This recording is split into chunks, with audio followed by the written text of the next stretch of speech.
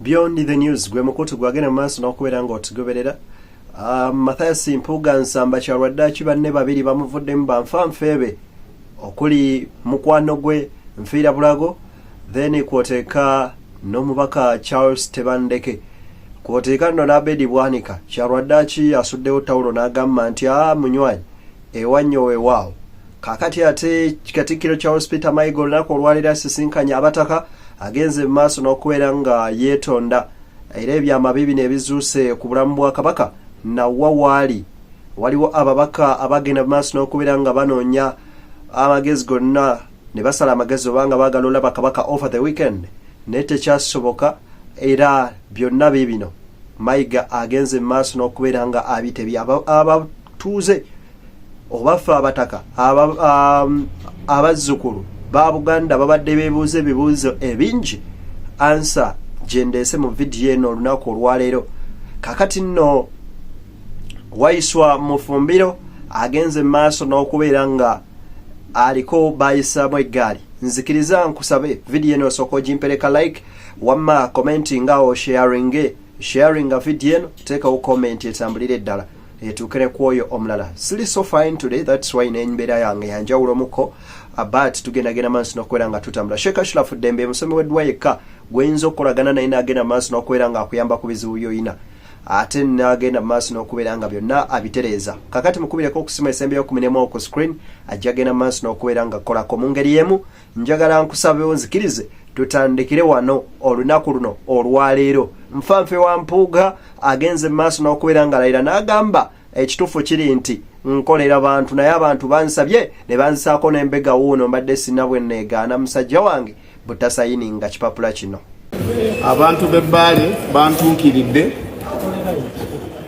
ate era nga abalonzi tukiikirira abantu abaatulonda era nga n'omukulembeze afaanana abalonzi abaamulonda. So ku lw'abantu b'ebbaale bansindise nteeke omukono ku kiwandiiko kino era omukono nguteeseeko ku lw'abanabbaale naddala aba National Unity Platform ne ku lwa Party National Unity Platform era nga ye kaadi kwentudde era kwenyimiridde mu Parliament. Bansindise nteeke omukono ku kiwandiiko kino era nkisayinizeeko. Bampadde driver ne bampa n'emmotoka etali yange ya bulijjo ne banteekeramu n'amafuta era ne bamugamba gye atuule wano abeerewo ng'omujulizi nga nsayininga era nsayinizeeko n'omukono guuguno ku lw'abantu b'ebbaale kubanga be bannonda ate ne bansindika mu Parliament ate era nga omubaka w'ebbaale nfaanana abalonzi abannonda. Ninokola ekyo kye beetaaga, kye balaba, kye bategeera ate ekibongerako ng'era kitwala eggwanga mu maaso.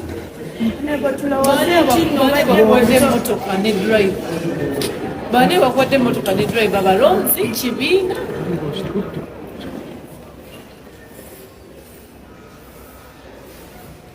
Ani abakuwadde motoka? Abantu b'ebbaale be nasinkanye mu bifo eby'enjawulo olunaku olwajja akawungeezi twabadde nabo mu meeting.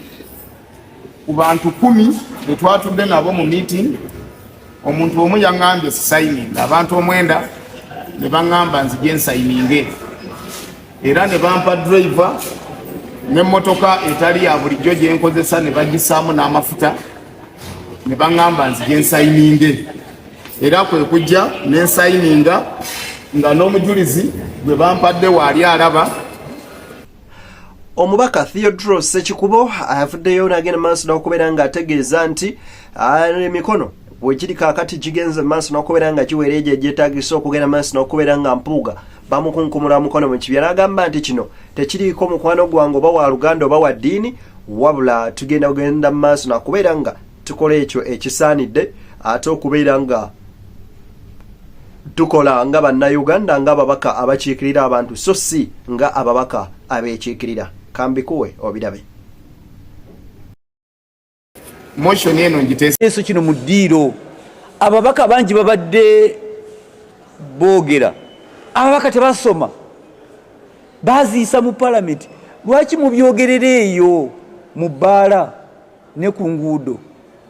Eno palamenti bwe wali okuteesa baleete obujulizi bwabwe balage nti nno zayisibwa, kubanga ffe tulina obujulizi obulaga nti no tetuziyisanga. Tuyinza okuba ffe nga ne ssente ezo tetuzirina, naye ate tetuzeetaaga, tetwetunda. Honorable Singom, tetwetunda. Era bagezeeko baleete erinnya ly'oyo atambudde nti n'atambudde ku lwa bano bapetitiona nti ng'anoonya ssente. Tebaliyo n'okubaayo. Wabula kati obwerende bwe tulina bwe bubbi bamafiya betulwanyisa okutubbako foomu. Bwe buzibu bwe tuli si kutugula. Obuzibu bwe tulina kati si kutugula kuba twakkiriza. Tuli ku mmeeza y'ebyafaayo n'omutusanga bulijjo. We tubeera wano.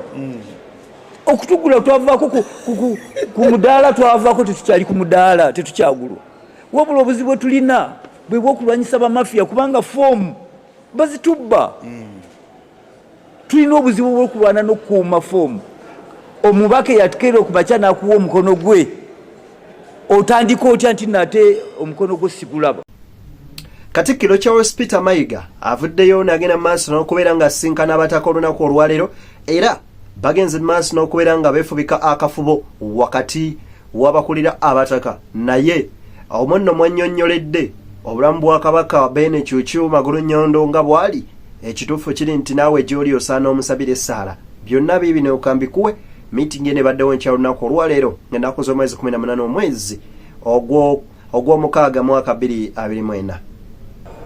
Waliwo wakumi munana Ssebaseka 2024 wabaddewo ensisinkano y'enjawulo mu Buganda Mengo wakati wa Katikkiro wa Buganda nzayogera nammwe ne baminisita Mwanjira David Kintu Wasajja n'akakiiko akafuzi ak'olukiiko lw'abataka mu Busolya. Ensisinkano eno ebadde ya nkizo era abagyetabyemu bakkaanyiza okuyisa ekiwandiiko kino okumanyisa abantu bonna ku nsonga enkulu ekwata ku Ssaabasajja Kabaka ensangi zino. Mu myaka egiyise Ssaabasajja abadde mukosefu era nekitawaanya obulamu bwe nekitaataaganya n'emirimu gye. Era mu myaka egiyise Ssaabasajja afunye obujjanjabi okuva mu basawo abakugu wano mu Uganda ne mu mawanga amalala ag'ebweru. Abasawo abakugu ab'Ebutiimaani yagenda okulaba mu Maachi 2024 baakiraba nti okufuna okubeerera obwannamaddala Ssaabasajja alina okumanya ekiseera ng'awummuddemu era kisaanidde yeewadde eddala emirimu kubanga emirimu emingi egimuleetera okukoseka. Abakugu bano baalagira Ssaabasajja okukugu bannaabwe akolera emirimu gyabwe Namibia ne bamugamba nti walungi kubanga ayinza okuba omuyaka eyo ate nga bwafuna n'obujjanjabi. Ssaabasajja yasiima okuva e Bulaaya agende mu ggwanga erya Namibia era kinajjukira mu mwezi ogwakafunulamba Katikkiro yategeeza Obuganda Ssaabasajja yaliko wabweru w'eggwanga ng'afuna obujjanjabi. Ne bwe twogerera kati Ssaabasajja akyali Namibia mu mikono gy'abakulu. Kikulu nnyo era kisaana okukkaatiriza Ssaabasajja si mulwadde buli era tali ku mubiri, wabula yeetaaga ekiseera ekigere okumira okuwummulamu kati mikono gy'abasawo okusobola okusuukira ddala. Nga bwe twongera essaala tukakasa nti kisaanidde Obuganda tumanye ensonga z'obulamu bwa Ssaabasajja zikolebwako bulungi era mu ngeri y'ekyugu ddala. Amawulire amatono agakwata ku bulamu bwa Ssaabasajja Kabaka gava wa Katikkiro. Tusaanye tujjukire nti Ssaabasajja ye kitaffe era okukira ku bantu abalala bonna Ssaabasajja talingirizibwa. Amawulire agakwata ku bulamu bwe tegabeera ga kumukumu era kitafulumizibwa mu ngeri y'ewengula ekitiibwa kye nga Kabaka oba n'okutyoboola eddembe lye ery'obuntu. Katikkiro aboolya olulangi n'abataka b'Obusolya baagala okwebaza abantu bonna akozesezza empisa zaffe ennanga ez'obugunjufu okugumiikiriza n'obukkakkamu mu kaseera kano era bakubiriza Obuganda okwewala ennyo abatambuza obulimba n'engambo nga banoonya okusiga obukyayi okweyawulayawa n'okunafuya Obuganda. Ssaabasajja ajja kudda ku ttaka mu budde bw'okudda butuuse. Awo nno tuleetera omuyingizi era tuwonge Ssaabasajja Kabaka Mugumu Katonda ayongere okumusuuza. Tuwongere okukuuma okunyweza n'okukolesa obumu n'omwoyo gwa Buganda obutafa. Awangaale ali Ssaabasajja Kabaka Omutaka Namaama Augustine Kizito Mutumba mukubiriza okutwala abataka Mulanda David Kindwasajja Olwogero Lambya nange Charles Peter Mayiga Katikkiro nakuzomezi. Ekituufu kiri nti tusabire nnyo Ssaabasajja Kabaka buli omu gy'oli muteeke mu ssaala zo. Ate bwe tuba tuvuddeawo Waiswa Mufumbiro Alex avuddeyo n'akomba kwerima era bamubuuza by'okwetaba ku mukolo gwa mpugo ogw'okwebaza agambye ebyo ffenga ekibiina kya National Unity Platform tetubimanyiiko wadde akamu n'akeddagala wabula tugendagenda maaso n'okubeera nga tutambuza emirimu gy'ekibiina nga bwe girina okugenda maaso n'okubeera nga gitambula oba oliawo. Just a minute. I challenge you, Mr. Mpuga, and your legal team. You say that if you had remained leader of opposition, that money would have gone back to the coffers of Parliament, the 500 million. What about these three commissioners? Have they returned the money since then? Because they are still occupying the same offices. It means, secondly, on CBS you told the nation that you had not received the money. When did you receive the money, Mr. Mpuga? So as you go for your prayers, think about this question and probably you will help the Archbishop. Ngatuva kumpeo. Nsereko tasobola kunaabira mu maaso nsamba. Semujju n'atuga nti awo yabadde mukwano gwange ebbanga lyonna. Bano bamemba ba Parliament abaweebwa ekitiibwa. Bafudde ne boogera bino. Mwe temubiraba. Bakkiriza. Nze kye nabagaddeko baatuyambye bagambye bannaaye ono mubbi naye mwebale genda maaso n'okubeera nga mungoberera ensonga nno zeezo muziwulidde era muzekkaanyizza bulungi. Kansaba omutonzi aggulu oyo agende maaso n'okubeera nga abankuumira ayi Ssaabasajja Kabaka Magulu Nnyondo Kyukyulo kuba senta wetuba baffe Ssaabataka nnyinimu wangaala maama Nnaabagereka agerekere Obuganda. Mubeere bulungi banywanyi mwera batusinkane ate Mungu ng'asiimye era nga nange bwembeerako mu ssaala zammwe.